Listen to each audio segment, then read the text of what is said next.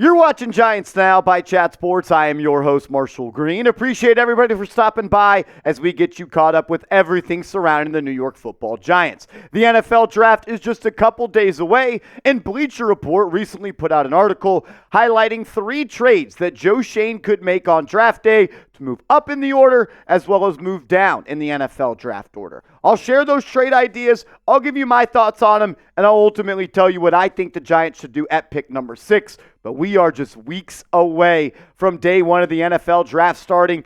23 days away, 24 days away. The draft starts on April 25th, and hopefully with the 6th selection, or if they trade up or trade down, the Giants are going to add a blue chip prospect to this roster. I love the NFL draft. I'm kind of tired of talking about it because I just want it to be here. If you want us to go live for the NFL draft, though, here on the channel, I need you to like this video. The bosses here at Chat Sports are like, you know what, Marshall, I don't know if we should go live on Giants Now for the draft. And I'm like, you're crazy. We're going live. We need 500 likes on today's video to go live for the draft. So if you want it to happen, hit that thumbs up icon for me.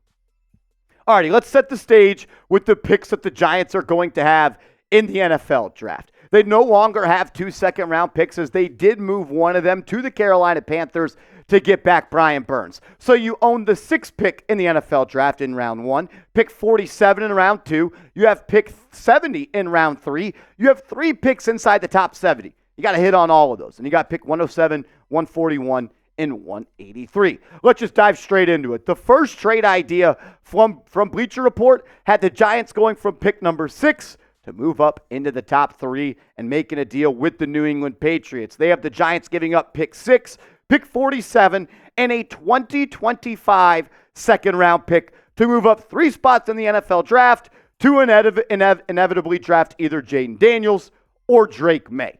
And in my opinion, if you can move up in the draft to go get a franchise quarterback, you do it. I've talked about it time and time again on this program all off season long. The Giants need new blood, they need new juice, and they need a new face of the franchise. And whether that's Jayden Daniels or Drake Maye, depending on who goes number 2 to the Washington Commanders, if the Giants are able to get one of those guys at pick number 3, that would be a great first move in kind of this new age of the New York Giants. You do whatever it takes in the NFL draft to secure the opportunity to draft a franchise quarterback. Because I don't think we're in the day and age of the NFL anymore where you're necessarily going to get to a Super Bowl with a guy like Rex Grossman or Trent Dilfer. I know Brock Purdy did it, but I think Purdy is still one of the most underrated quarterbacks in this league. You need a great quarterback.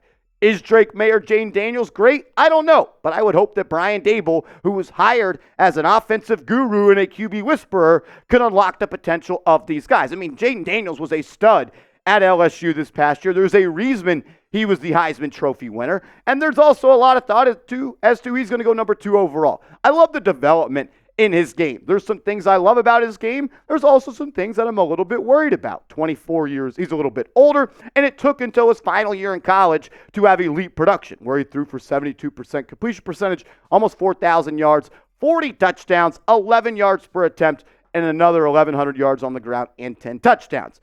Is it Daniels or Maye, though? Because that's what it's going to come down to if you do make that pick. And honestly, if you move up to 3 and either on the board, I'm cool with it, because I think Jayden Daniels is a stud, and I believe Drake Maye is going to be a big-time player in this league. Not nearly as good of a year in 2023 as Maye had in 2022, but his supporting cast was not nearly the same, and there was just a lot more on his plate, and he had to play a lot more hero ball. Are there some concerns with him? Yeah, he has some accuracy issues. He misses some easy throws. But when you sit down and you watch the tape, some of the plays that he makes just jumps off the screen, and you can see why he is projected to be a top 5 pick. For me, I have Drake Maye as QB2, and I have Jayden Daniels at QB3. And I would make that trade with the New England Patriots with the idea that I am getting either one of those quarterbacks, and I would be absolutely thrilled if you did. They would be great with the Giants. I think Daboll would be able to help those guys progress. You also got Mike Kafka, QB on your staff, who played in this league. I would do whatever it takes to move up. Who should they do it for, though? I'll let you decide.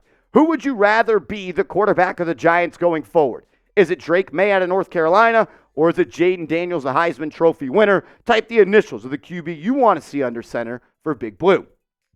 Let's talk about the second trade idea that Bleacher Report flirted with with the New York Giants. This one had the Giants going from pick 6 to pick 4. Round 1, you give up your pick number 6, and you give up your third-round pick this year to move up 2 slots. In this idea, Bleacher Report had the Giants moving up for Marvin Harrison Jr. And I think the question you're going to ask yourself if you are trading up for MHJ is, how much better is Maserati Marv than Malik Neighbors? And for me, I think it's a decent bit. I think Marvin Harrison Jr. is one of the best wide receiver prospects that we have seen in recent memory. He was an absolute dog for 2 straight years at Ohio State. And you listen to the way that players at Ohio State talk about him, whether it's Jackson Smith and Jigba or Chris Olave, they all praise him about being the smoothest route runner they have seen. He was the best guy to come out of Ohio State, and the stats show it. There's a reason he had 28 touchdown grabs over the last 2 years, over 1,200 yards in both those seasons, and almost 100 yards per game over a 25-game sample size. Neighbors is no scrub either, and if the Giants stick in pick at number 6 and Neighbors is on the clock, that would be a home run pick for me. The need for the wide receiver position for the Giants is a big one. They need a wide receiver 1. I think Marvin Harrison Jr. is the best. I would do it. I would go up and secure the opportunity to draft Marvin Harrison Jr. I got MHJ right above Neighbors, but I think just getting the best wide receiver prospect in this class, and all you're having to sacrifice is a round 3 pick, is special.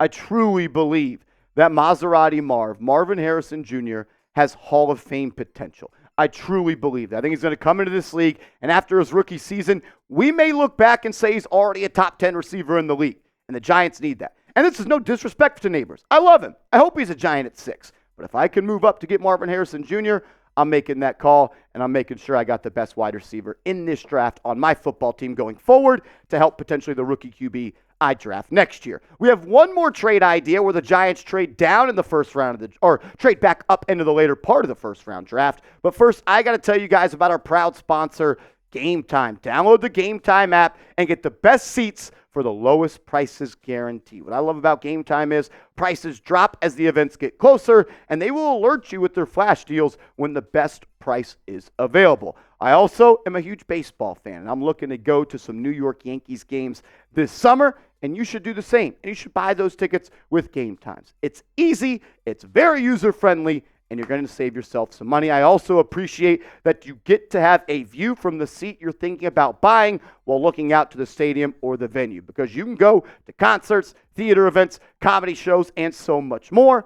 But baseball season is here. Maybe you want to go watch the Mets or the Yankees or whatever local team of the city you're living in. Do with Game Time and use that promo code CHATSPORTS when you download the app and get yourself $20 off. I've used Game Time for about the past year now. I've gone to concerts, I've gone to a Knicks game, and I can't wait to use it to go see my New York Yankees and Juan Soto play some baseball in the Bronx. And you could save yourself $20 off with the promo code CHATSPORTS. So just go to the App Store, download the Game Time app, use the promo code CHATSPORTS, and save yourself $20 off. I'll make sure all that information is clickable down in the comments and description of today's show.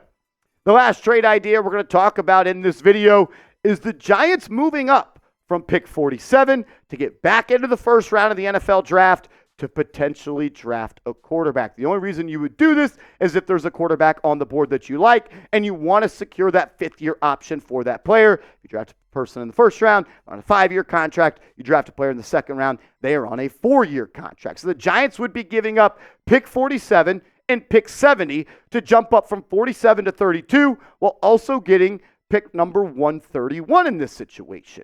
The only way I would do this is if Michael Penix is still on the board. And I don't really see a likely world where Michael Penix Jr. is still on the board when pick number 32 is here. I'm not sure how he's going to get past the Raiders or the Broncos or another quarterback-needy team. But let's live in fantasy world where this does happen. You're looking at Bo Nix or you're looking at Michael Penix Jr. Let's talk about Bo Nix. I think he is one of the more controversial quarterbacks in this class. For some people, it's really hard to get that Auburn film out of your mind and really shaping your opinion of him. But he got much better when he went to Oregon. He was also operating a much different offense. A lot of throws were near or at the line of scrimmage, and that's why the completion percentage in 2022 was 72%, and this year it was 77%. I don't love his arm. I think he can make most of the throws, but I question if he's got a top-end arm in this league. But I do love the way he takes care of the football. Only 20 interceptions in the past 4 seasons. Really a totally different prospect is Michael Penix compared to Bo Nix. Penix will let it rip from the pocket, and he wants to throw the ball downfield. I'm not sure anybody throws better outside the numbers in this class than Michael Penix Jr. 39 total touchdowns this year, 35 total the last year, north of 65% completion percentage the last 2 seasons.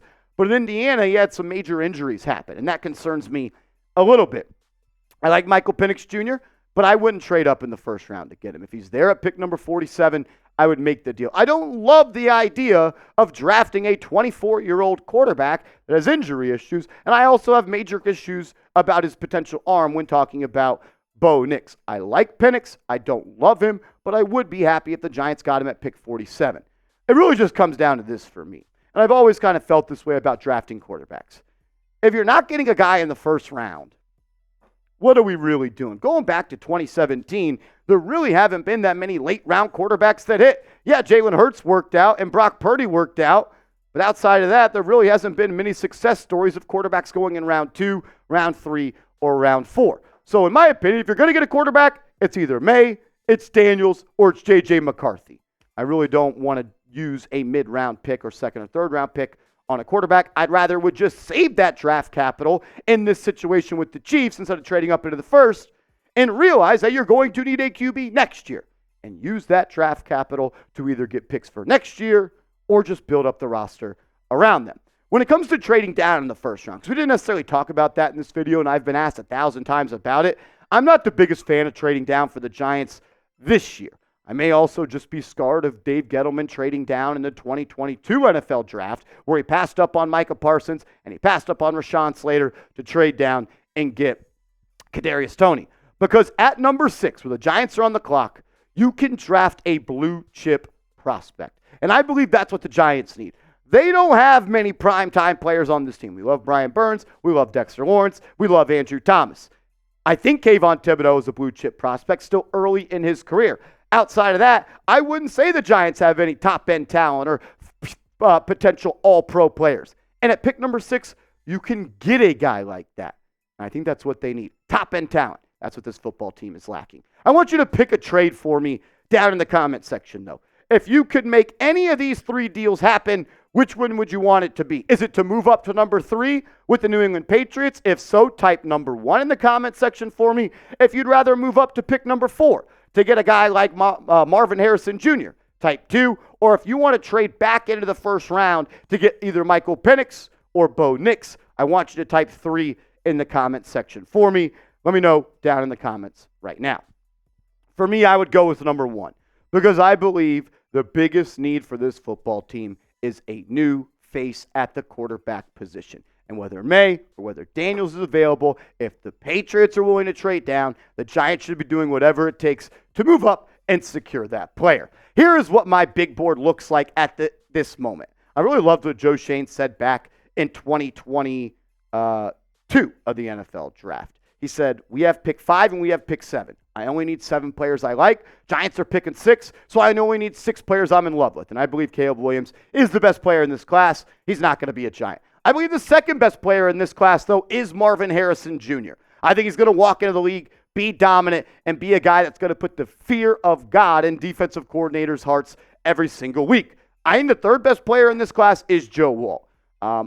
I was singing the praises and the want to of the Giants drafting Joe Walt back in the fall and the winter, but it just sounds like they're not going to do it. But I think Alt is also a player that has Hall of Fame potential. At number 4, I got quarterback Drake Maye. I think he's special. I think he can make every throw. He's got big playability. Sometimes looking for the home run a little bit too much. But I think in the NFL, where it's not going to be as dependent on him to carry all the lackluster talent around him, he'll settle in. And if he works with Daboll and Kafka, I think he'll unlock him in that sense. Number 5, I have Malik Neighbors. I love Marvin Harrison Jr. I also love Malik Neighbors. I think he's going to be a stud in this league. I got him as number 5 on my big board. And to round out the top 6, I have the Heisman Trophy winner, Jayden Daniels, at number 6. If the Giants were to get any of these players at number 6, I would be very, very happy. I do have Rome Odunze as number 7. I'd also be happy if he was a Giant at number 6.